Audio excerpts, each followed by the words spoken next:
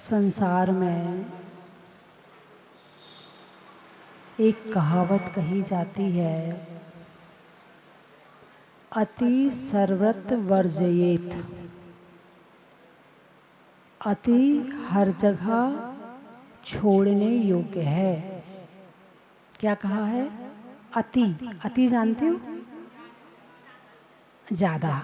अति का मतलब ज़्यादा नहीं, बहुत ज़्यादा, बहुत ज़्यादा, उसे कहते अति। तो संसार में कोई भी काम की अति नहीं होनी चाहिए। यदि होती है तो क्या होता है? अति की इति होती है। क्या होती है? अति की इति होती है। सूरज चढ़ता है, सुबह से गर्मी गर्मी गर्मी गर्मी चढ़ा, और जैसे चढ़ा वैसे ही उतरना शुरू हो गया। चढ़ने के बाद उतरने का नंबर आ जाता है। जहाँ तक चढ़ना अति कर दिया, अब उतर भाई। ज़्यादा गर्मी हो जाए, बारिश आ जाती है ना? तो धूप के बिना, सूरज की गर्मी के बिना इंसान नहीं रह सकता। जब तक सूरज चांद रहेगा तब तक जैन धर्म का नाम रहेगा। जब तक सूरज है तभी तक जीवन है, और जिस दिन सूरज नहीं रहेगा उस दिन इस धरती पर जीवन भी नहीं रहेगा। यानी सूरज के बिना काम चलने वाला नहीं है। लेकिन ये 24 घंटे ही निकला रहे तो बोले नहीं, तुम्हारा समय है सुबह से शाम, उसके बाद तुम्हारी छुट्टी। रात होनी चाहिए। रात ना हो तो सोएंगे कैसे? रात ना हो तो आराम कैसे मिलेगा? सावधान के साथ विश्राम भी कहा जाता है।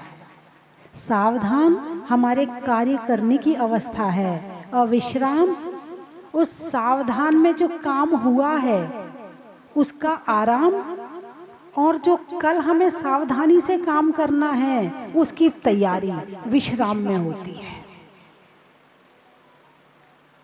सावधान कब अच्छे से होगा? जिसका विश्राम अच्छे से हो गया होगा, और जिसका विश्राम नहीं हुआ होगा वो सावधानी से काम भी नहीं कर सकता है। तो सूरज का होना बहुत ज़रूरी है, मगर 24 घंटे सूरज ही रहे तो फिर अति हो जाएगी, है ना?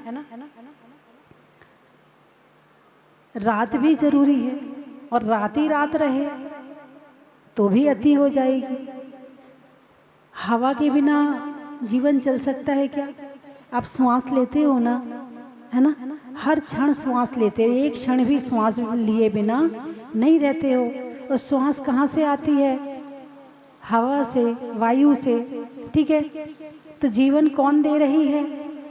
वायु, हवा हमें जीवन दे रही है। और तूफान बन जाए तो हवा की अति क्या है? तूफान है। और तूफान बन जाए तो जो जीवन दे रहा है वो जीवन ले भी ले लेगा, है ना? जल के बिना जीवन है क्या? इस समय तो बहुत अहमियत पता चलती है पानी की। कहीं रास्ते में गाड़ी खराब हो जाए और पानी ना हो पास में तो पता चलता है देखो पानी की क्या कीमत है। अभी तो बस प्यास लगी और पानी सामने उपस्थित है, मतलब सहजता से मिल रहा है ना? और यही पानी यदि बाढ़ बन जाए तो, नदी के किनारे रहते हो, डैम के दरवाजे खुल जाएं और पानी पूरे गांव में भर जाए, तो जो पानी जीवन दे रहा है वो पानी जीवन ले भी सकता है। यानी अति नहीं होनी चाहिए, चाहे पानी हो, चाहे धूप हो, चाहे वर्षा हो। अब गर्मी आ गई, अब लोग इंतज़ार करना शुरू कर रहे। अब मानसून की चर्चाएं शुरू हो गई। ये मानसून कब आएगा? कौन सी तारीख में आएगा? अच्छा, वो अंडमान निकोबार तक पहुंच गया है तो यहाँ आने में उसको 1 महीना लग जाएगा। अरे बोलिए ना, और किसका इंतज़ार है? मानसून का इंतज़ार है। मानसून आएगा तो क्या होगा? बारिश होगी। इतनी गर्मी हो रही है, भगवान जल्दी मानसून आ जाए, भगवान जल्दी भेज दे मानसून को, बहुत गर्मी हो रही है। भगवान एसी भी काम नहीं कर रहा है, भगवान कूलर भी काम नहीं कर रहा है, हे भगवान जल्दी बारिश आ जाए। किसका इंतज़ार कर रहे हो? बारिश का। चलो तुम्हारे कहने से बारिश आ गई, अब बारिश बंद ही ना हो। अरे बोलिए ना, बारिश बंद ही ना हो। 7 दिन हो गए, 8 दिन हो गए, 10 दिन हो गए, 15 दिन हो गए, अब क्या करोगे?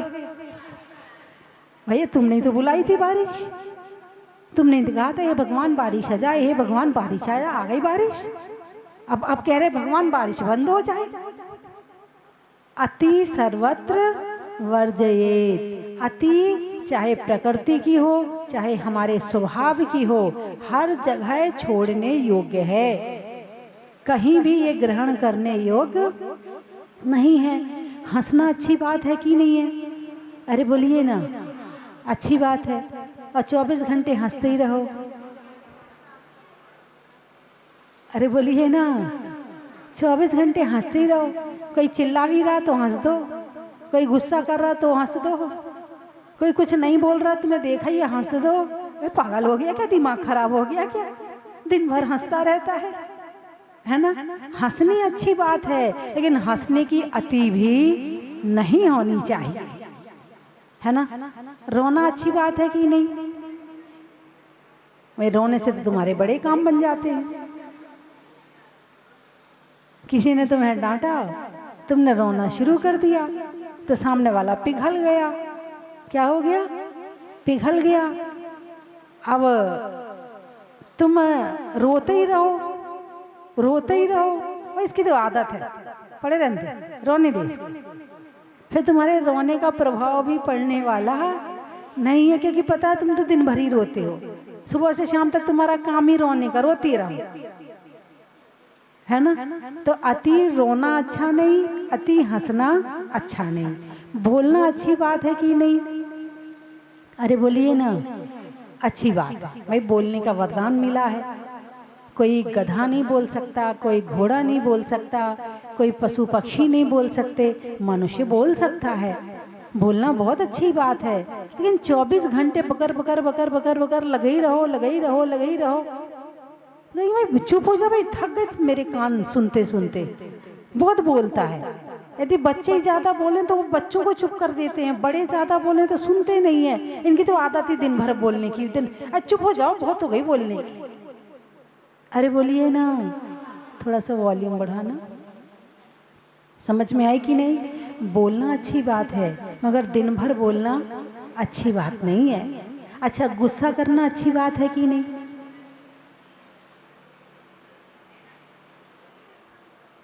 अब बच्चे ऊधम मचा रहे हैं और थोड़ा सा गुस्सा कर दिया तो ऊधम बंद हो गया। अच्छी बात है कि नहीं? बच्चा चोरी करके लाया, तुमने उस पर गुस्सा कर दिया तो उसने फिर आगे चोरी करने की मना कर दी, मैं कभी चोरी नहीं करूँगा। अच्छी बात है कि नहीं? है ना? बच्चे देर से रात में वापस आते हैं, तुमने डांट दिया, गुस्सा कर दिया, अच्छा मम्मी अब जल्दी आ जाऊँगा, अब लेट नहीं करूँगा। अच्छी बात है कि नहीं? व्यवस्था बनाने के लिए, अनुशासन बनाने के लिए गुस्सा अच्छा है, लेकिन तुम गुस्सा ही करते रहो सारे दिन। और इसकी तो आदत पड़ी है, सारे दिन चिल्लाता है, जब देखो तब गुस्सा ही करता रहता है। मत देख इसकी तरफ, बोलने दे इसको, चिल्लाने दे इसको, फिर तुम्हारी कोई सुनने वाला नहीं है ना? तुम किसी से बोलना बंद कर दो, एक दिन वो तुम्हें मनाएगा, 2 दिन मनाएगा, 3 दिन मनाएगा, 3 दिन की वो बात कहेगा चल नहीं मान रहा तो तू जान और तेरा काम जाने, मैं तो अपने काम में लग जाऊं। अरे बोलिए ना, है ना?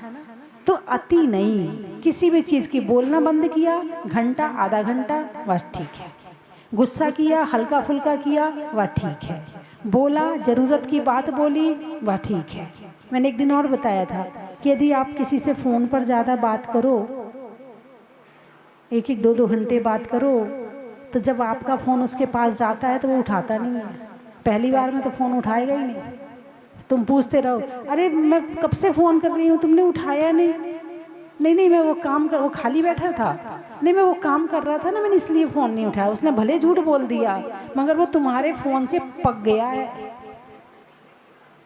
तुम्हारी बातों से पक गया है।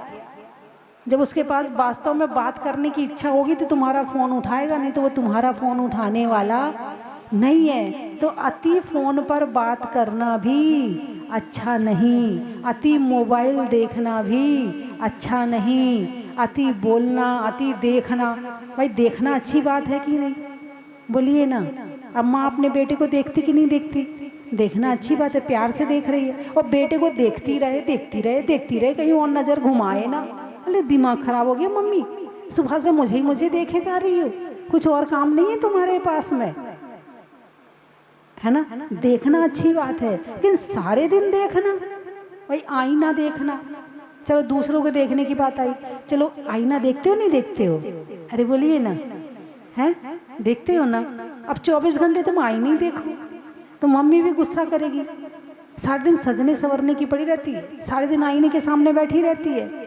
चलो यहाँ तो मम्मी ने डांट दिया तो बुरा भी नहीं लगा, अब यही काम तुम ससुराल जाके करो, दिन भर तुम आईने के सामने बैठी सस्ती संवरती रहो। अब सास डांटे तो गुस्सा, और सास का डांटा हुआ तो लगता है ये बहुत बुरा लग रहा है। मम्मी का तो इतना बुरा नहीं लगता है, मम्मी को तो इग्नोर कर देती, सास को इग्नोर नहीं करोगी, सास की बात को तो दिल पे लोगी। अरे बोलिए ना, सब्जी में तेल डालना अच्छी बात है कि नहीं है? और खूब ज़्यादा डाल दो, रोज़ ज़्यादा डाल डाल के खाओ, हैं पचेगा? नहीं पचेगा, पेट खराब हो जाएगा, है ना। एक्सरसाइज करना अच्छी बात है कि नहीं? अच्छी बात है, लेकिन ज़्यादा कर लो तो जिस एक्सरसाइज से तुम्हारा स्वास्थ्य ठीक होता है वो तुम्हारा खराब भी कर देगी। भाई दवाई खाना अच्छी बात है कि नहीं, है ना। भाई सिर में दर्द हो रहा है तो तुमने दवाई खा ली, लेकिन तुम दवाई खाते रहो तो जो दवाई तुम्हें ठीक कर रही है वो दवाई ही तुम्हें बीमार कर देगी। और आजकल की अंग्रेजी दवाई तो एक के साथ एक फ्री, एक बीमारी को ठीक करेगी और एक बीमारी पैदा कर देगी। यदि सिर दर्द की दवाई होगी तो पेट दर्द कर देगी, गैस बना देगी। पेट दर्द की खाओगे तो सिर में दर्द कर देगी। हाँ, एक के साथ एक फ्री इलाज है अंग्रेजी दवाई में, उसका नियम है। इसलिए ज़्यादा दवाई खाओगे, बस जरा सा कुछ हुआ दवाई चाहिए, जरा सा कुछ हुआ दवाई चाहिए, जरा सा कुछ हुआ, अरे भाई थोड़ा सहन भी तो करो। हो सकता है कि हमारे शरीर में ही कुछ ऐसे फंक्शन होते हैं कि बीमारी होने के बाद वो खुद ही ठीक करते हैं। शरीर में भी कुछ ऐसे फंक्शन होते हैं। भाई किसी का सिर दर्द हुआ, माइग्रेन की उसको तकलीफ़ है, यदि थोड़ा मोड़ा है तो क्या होगा? उल्टी होगी, सिर दर्द होगा, सो जाओ, अमृत धारा ले लो, अपना कुछ ठंडी चीज़ ले लो और सो जाओ। दवाई खाने की ज़रूरत नहीं, रात को सोओगे तुम्हारा सिर दर्द ठीक हो जाएगा। नहीं, जैसे ही दर्द हुआ फटाफट दवाई खा लो। तो अभी तुमने जो दवाई खाई ना, फिर अगले बार जब दर्द होगा तो इससे ज़्यादा डोज की दवाई चाहिए, फिर उसके बाद उससे ज़्यादा डोज की दवाई चाहिए, फिर उससे बाद उससे ज़्यादा डोज की दवाई चाहिए। और एक दिन ऐसा आएगा कि दवाई असर करना बंद कर देगी। तो पहले तो शरीर को अपना काम करने दो कि शरीर यदि ठीक करता है तो शरीर ही ठीक कर ले, नहीं करता है तो फिर तुम ध्यान दे दो। लेकिन फटाफट हुआ और खा लो, हुआ और खा लो। और कुछ लोग तो ऐसे होते हैं, बोले खटाई खाने से ना हमारा गला खराब हो जाता है, तो हम क्या करते हैं, पहले तो दवाई खा लेते हैं फिर खटाई खा लेते हैं। हाँ हाँ, कुछ लोग मैंने ऐसे देखे हैं। और कुछ तो ऐसे कहते, बोले शुगर खाने, मीठा खाने से शुगर बढ़ जाती है, तो हम तो पहले दवाई खा लेते हैं फिर मीठा खा लेते हैं। हैं क्या ऐसे लोग? हैं ऐसे? अच्छा सभी हैं? नहीं नहीं, सब तो नहीं होंगे ऐसे। तो अति सर्वत्र वर्जेत, अति हर जगह अच्छी नहीं होती है। चाहे बोलने की हो, चाहे खाने की हो, चाहे देखने की हो, चाहे सुनने की हो, चाहे सोचने की हो। सोचना अच्छी बात है, कोई भी काम करो सोच समझ के करो। कैसे करो? सोच समझ के करो। और तुम सोचते ही बैठे रहो तो काम कब करोगे? सोचने की भी अति होती है। मम्मी अभी सोच रहा हूँ, मैं मम्मी अभी सोच रहा हूँ, फिर पढ़ूंगा, पढ़ाई में बाद में करूँगा, पहले सोच तो लूँ। भाई तो सोचते ही रहेगा तो पढ़ाई कब करेगा, तो काम कब करेगा? है ना? भोजन करना अच्छी बात है कि नहीं? अरे बोलिए ना। क्षुधा रोग विनाशनाय, ये सब दोष हैं। क्या हैं? 18 दोष में ये सब आते हैं जो हमारी आत्मा में नहीं होते हैं, जो हमारे भगवान में नहीं होते हैं, हमें करने पड़ते हैं। क्योंकि भोजन के बिना काम नहीं चल सकता, बोले बिना काम नहीं चल सकता, देखे बिना काम नहीं चल सकता, गुस्सा के बिना काम नहीं चल सकता, है ना? आप घर में रहते हो तो आपको करना पड़ता है, लेकिन ऐसा गुस्सा मत करना कि वो गुस्सा आपको नरक पहुंचा दे। ऐसा भोजन करना जरूरी है, मगर ऐसा भोजन मत करना कि वो भोजन आपकी दुर्गति करा दे। बोलना जरूरी है, मगर ऐसा मत बोलना कि जिससे कोई जेल पहुंच जाए या किसी का झगड़ा हो जाए। झगड़ा करना अच्छी बात है कि नहीं? बच्चे बताएंगे। अच्छा, बच्चे झगड़ा करते कि नहीं करते? करते हो? कितना करते? थोड़ा करते, नहीं करते? बाल बाल खींच के करते हो, ठुकाई पिटाई वाला करते हो, कि केवल बोलने वाला करते हो? कौन सा वाला झगड़ा करते? अच्छा मैं बोलूँगी, आपको हाथ उठाना है। ठुकाई पिटाई वाला? उठाओ उठाओ, हाथ उठाओ। अच्छा, छोटे बड़े को मारते हैं या बड़े छोटे को मारते हैं? अच्छा, बड़े छोटे को मारते। अच्छा, छोटे भी बड़े को मार देते हैं। ओहो, ऐसा वाला झगड़ा होता है। ओहो हो, मतलब झगड़े की ट्रेनिंग अभी से चल रही है। अच्छा, बड़े हो जाओगे तो फिर अच्छे से करोगे। अभी अभी शुरू कर दिया है, अभी ट्रेनिंग चल रही है, फिर बड़े होके अच्छे से करोगे। अच्छा, भाई बहन को आपस में झगड़ा करना चाहिए क्या? नहीं करना चाहिए, है ना? बड़े होके देखो, तुम कहीं चले जाओगे, वो कहीं चला जाएगा, अभी झगड़ा करके गुस्सा होते हो, तो नहीं करना चाहिए, है ना? आपस में झगड़ा नहीं करना चाहिए, प्रेम से रहना चाहिए। कैसे रहना चाहिए? प्रेम से रहना चाहिए, है ना? चलो अच्छी बात है, प्रेम से रहना अच्छी बात है, लेकिन प्रेम की अति हो जाए, ये खाना खाएगा तो मैं खाऊंगी, नहीं खाएगा तो मैं भी नहीं खाऊंगी, ये जाएगा तो स्कूल मैं जाऊंगी, ये नहीं जाएगा तो मैं भी नहीं जाऊंगी, मेरा इसका प्रेम बहुत है। भाई प्रेम अच्छी चीज है कि नहीं है? भाई झगड़ा नहीं करना चाहिए, प्रेम से रहना चाहिए, लेकिन प्रेम में अति हो जाए तो वो भी गलत है। प्रेम की अति भी गलत है। भाई दो जनों में जब झगड़ा होता, बोले क्यों? बोले बहुत प्रेम हो रहा था ना, देखो अब झगड़ा हो रहा है।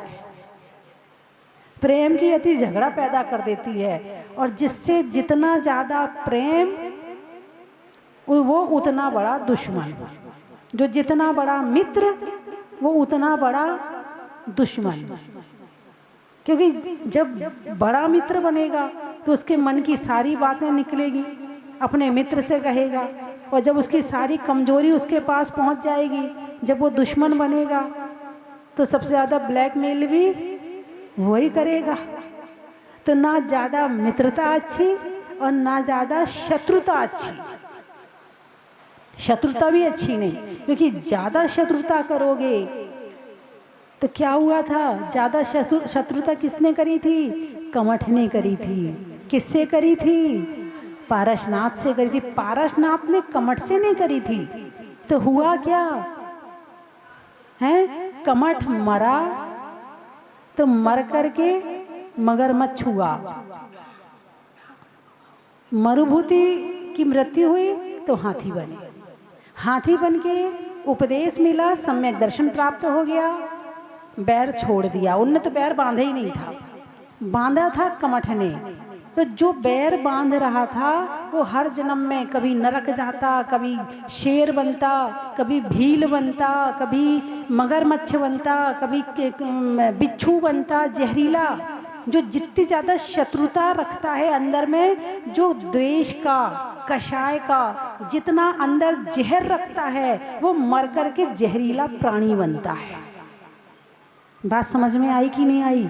किसी के प्रति क्रोध ज़्यादा मत रखो, उसका बुरा हो और ना हो, तुम्हारा तो बुरा हो ही जाता है ना।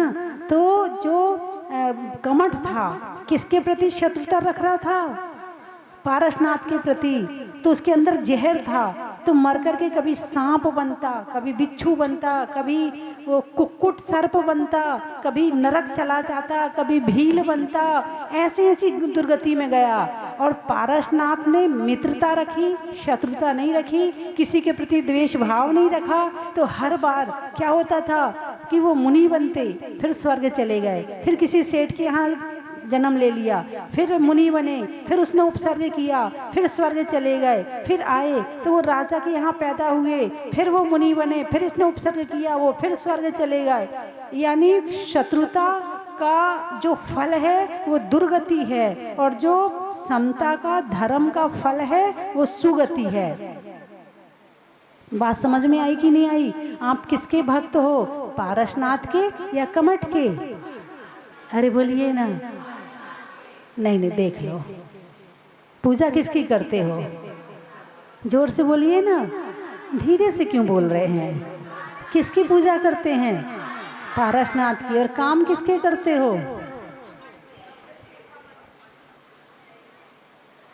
अरे बोलिए ना। हमारा जो निर्णय है ना, हमारी जो पसंद है ना, वो तो बढ़िया है, लेकिन जो हमारे काम है ना, वो सारे उल्टे उल्टे हैं।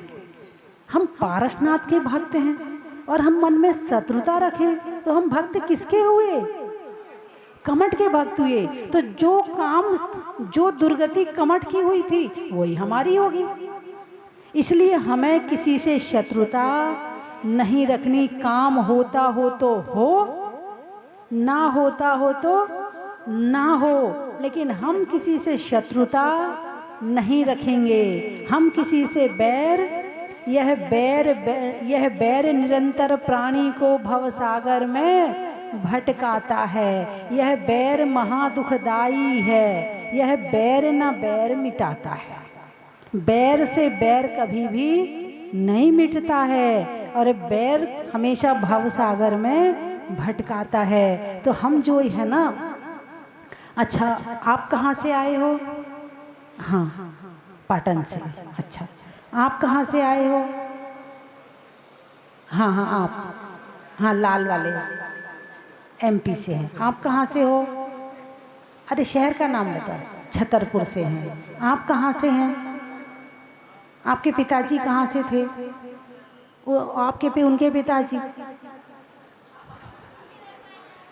अच्छा, परिवार में जितने मेंबर हैं वो कहाँ से आए हैं? आप शादी होके तो कहीं और से आई हैं ना, यहाँ से थोड़ी आई हैं। आपकी शादी जो हुई वो तो पीहर कहीं और होगा, फिर यहाँ आई। और जो परिवार के मेंबर हैं वो सब एक एक करके आते रहे, आते रहे, आते रहे, आते रहे, और एक परिवार बन गया। सब एक जगह से आए हो क्या? दिग्देशेव्या खगायत्ते संवसंति नगे नगे स्वास्वा कार्य वशाद्यांति देशे दिक्षु प्रगे प्रगे। जैसे एक पेड़ पर पक्षी बैठे हैं, कोई पूरब से आया, कोई पश्चिम से आया, कोई उत्तर से आया, कोई दक्षिण से आया, कोई आग्नेय से आया, कोई वायव्य से आया, कोई ईशान से आया, कोई नैऋत्य से आया, कोई ऊपर से आया, कोई नीचे से आया, और एक पेड़ में आके बैठ गए। रात भर बैठेंगे और जब सुबह होगी, संवसंति नगे नगे स्वास्वा कार्य वशाद्यांति देशे दिक्षु प्रगे प्रगे, सब अपनी अपनी दिशा में उड़ जाएंगे। ऐसे परिवार में हर मेंबर अलग अलग भव से आया है, अलग अलग दूसरी पर्याय से इस पर्याय में आया। मम्मी कहीं से आई, पापा कहीं से आए, दादा कहीं से आए, दादी कहीं से आई हैं, बच्चे कहीं से आए, पोता कहीं से आया, पोती कहीं से आई, और सब एक घर में एक परिवार में रहने लगे। और जिसका काम पूरा होता जाएगा, अरे बोलिए ना, वो जाता जाएगा हैं। तो हम सब यहाँ मेहमान हैं।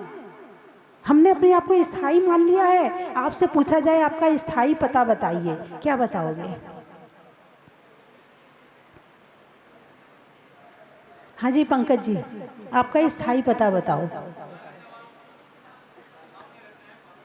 हाँ उसका एड्रेस तो होगा कुछ, हाँ बोल के बताओ।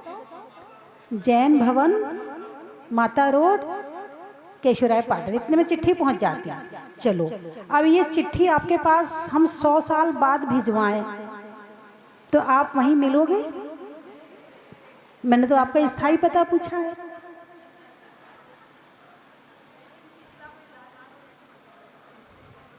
मैंने आपका क्या पूछा है? स्थायी पता पूछा है ना। मान लो हम आपके पास चिट्ठी भिजवाएं 100 साल बाद, तो आप मिलोगे वहां पर? तो आपका स्थायी पता कहाँ हुआ? वो तो अस्थायी पता हो गया। बोलिए हाँ या ना। इसी भूल को सुधारना है। जिस दिन ये भूल सुधर जाएगी कि हम आए हैं और जाना है, हम यहाँ स्थायी नहीं हैं, ये नश्वर है, ये पर्याय नश्वर है, क्षण भंगुर है ना, तो हमारा प्रेम इन सब चीज़ों से अपने आप कम हो जाएगा।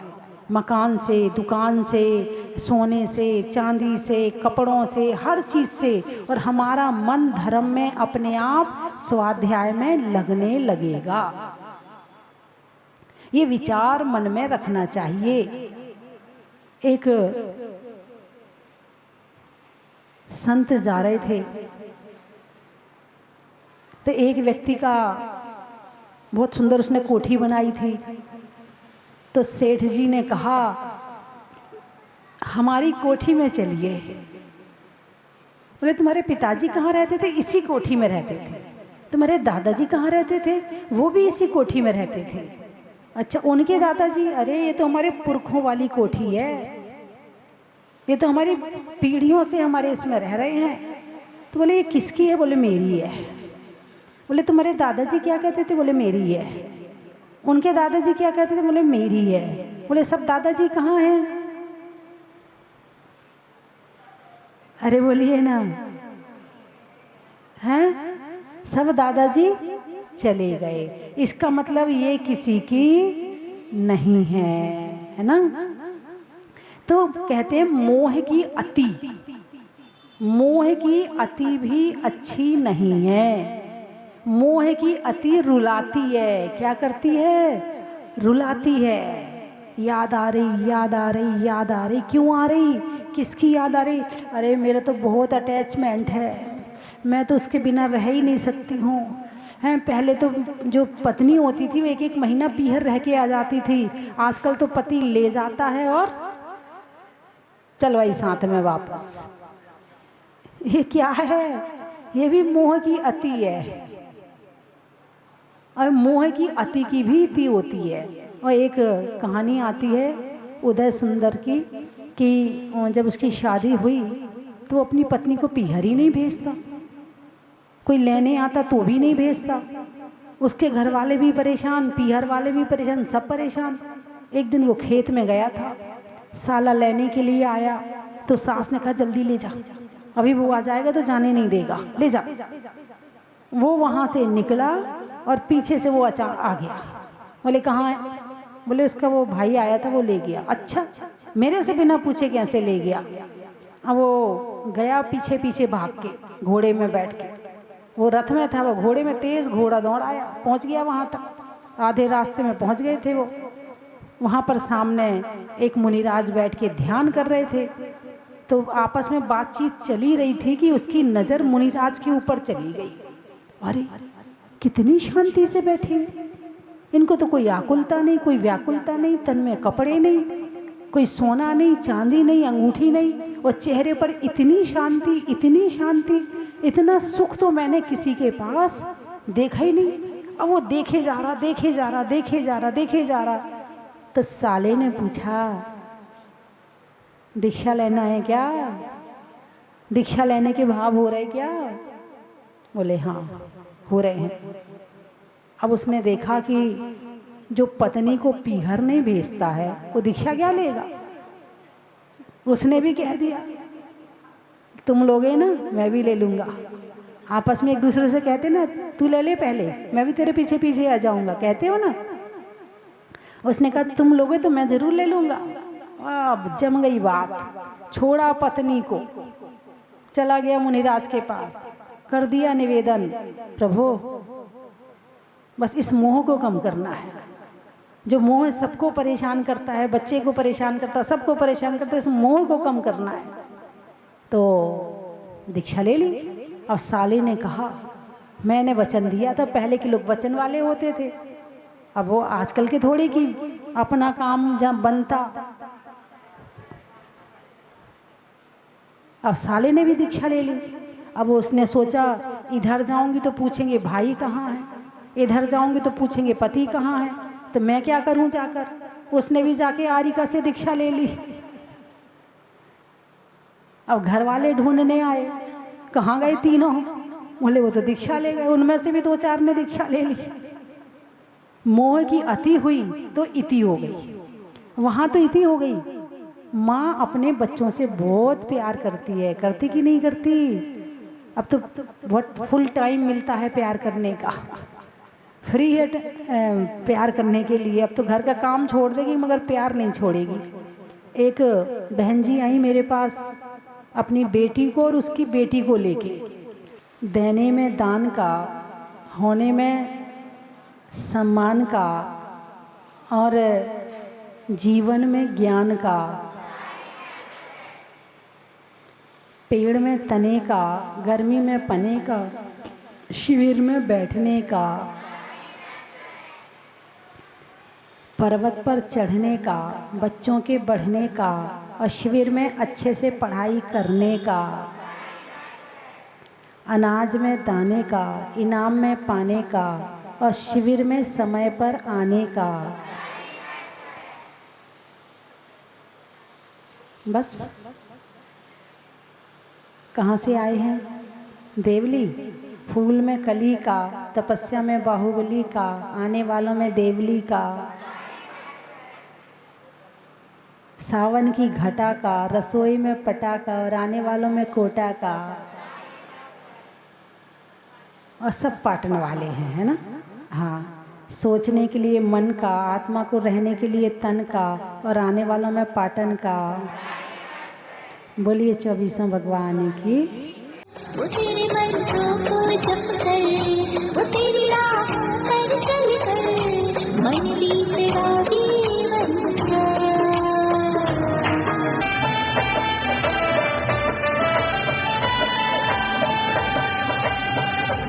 आई आई पावन घड़ियाँ देखो चातुर्मास की, आई आई पावन घड़ियाँ देखो चातुर्मास की। ध्वजा धर्म की लहराने आए गुरु राज जी, ध्वजा धर्म की लहराने आए गुरु राज जी। बाजे ढोल नगाड़े गूंज रही शहनाई साज जी, बाजे ढोल नगाड़े गूंज रही शहनाई साज जी। ध्वजा धर्म की लहराने आए गुरु और आज जी, ध्वजा धर्म की लहराने आए गुरु राज जी।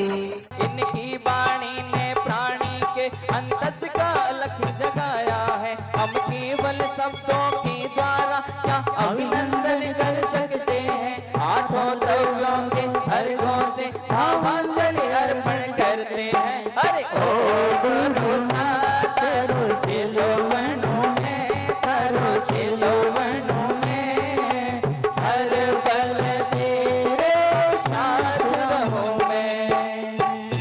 ओम राम गणनी आर्का रत्न 105 स्वस्ति भूषण माता जी ससंग साक्षात विराजमान।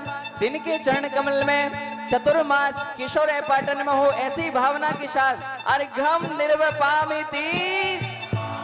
आर्का रत्न 105 स्वस्ति भूषण माता जी की।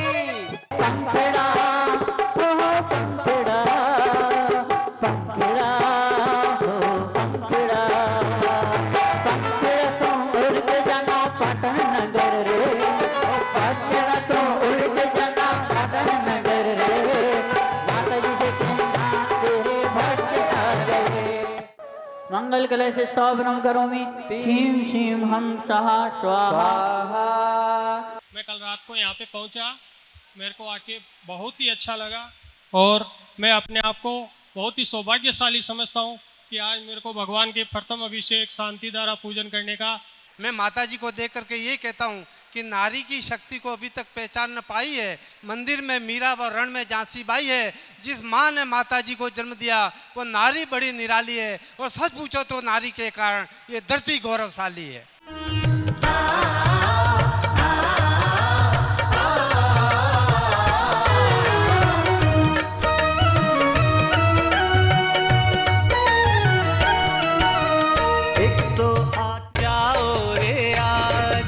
रत्नों की थाल को भर लाओ रे आज, आओ आओ करे रे गुणगान आरती भगवन की, आओ आओ करे गुणगान आरती भगवन की, आओ आओ करे रे गुणगान आरती भगवन की।